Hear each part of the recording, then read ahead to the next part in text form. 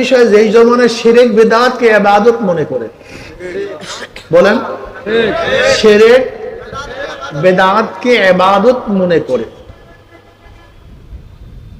কবর পূজা, ব্যক্তি পূজা কে মানুষ, আল্লাহ আমাদের মাফ করে দেন, যেই জমানায় মানুষ শিরক বিদআতকে ইবাদত মনে করে, আবার যা শিরক বিদআত না তাকে শিরক বিদআত মনে করে। বুঝাতে পারি নাই?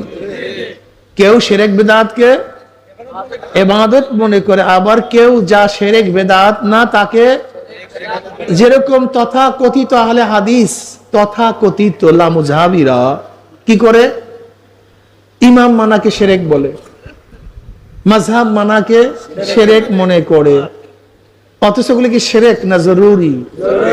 বাস যা শিরক বিদআত না তাকে শিরক বিদআত মনে